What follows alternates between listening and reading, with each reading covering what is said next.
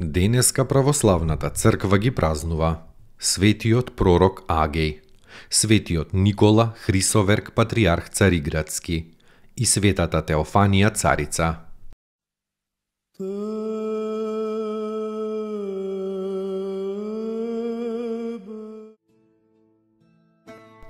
Светиот пророк Агеј, роден во Вавилон за време на робувањето на Израилот. Од племето е на Леви, пророкувал 470 години пред Христа. Како момче го посетил Ерусалим.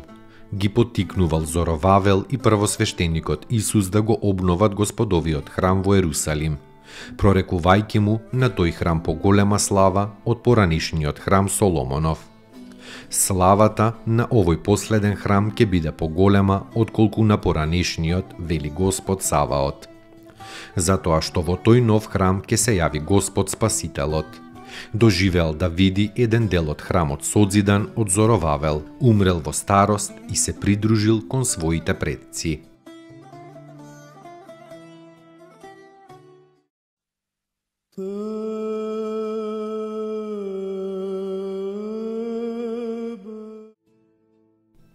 Светиот Никола Хрисоверк патриарх Цариградски. Управувал со црквата од 980 до 995 година.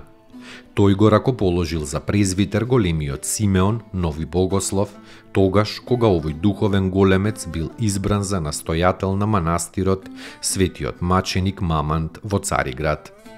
Во негово време се случило во Кареја чудното јавување на архангелот Гаврил, кој во таа прилика ги научил монасите да ја фалат Пресвета Богородица со песната "На вистина е достојно", и што ја напишал таа песна на плоча во црквата на една келија, која од тогаш се нарекува Келија достојно. Познат и голем јерарх, мирно се упокоил и преминал во Царството Божјо.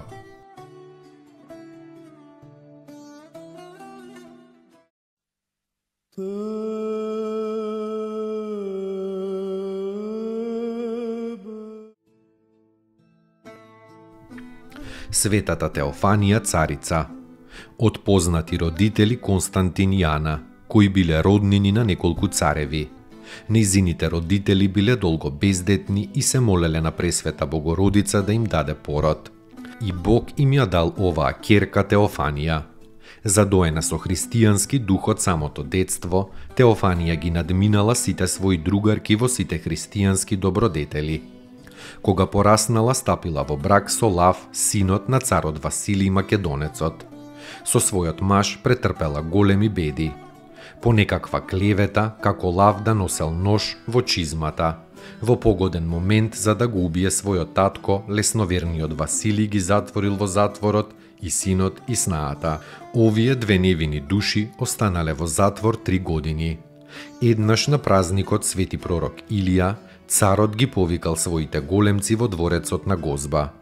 Во еден момент, од ненадеж папагалот на царот му ги изговорил овие зборови: "Авај, авај, господине Лаве", и ги повторил тие зборови повеќе пати.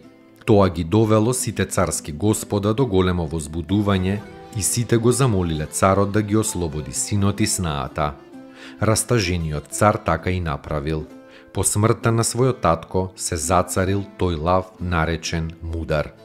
Теофанија го сметала своето царско достоинство за ништо, па целата предадена на Бога се грижела за спасението на душата, постејки и молејки се, делејки многу милостина и обновувајки многу манастири и храмови.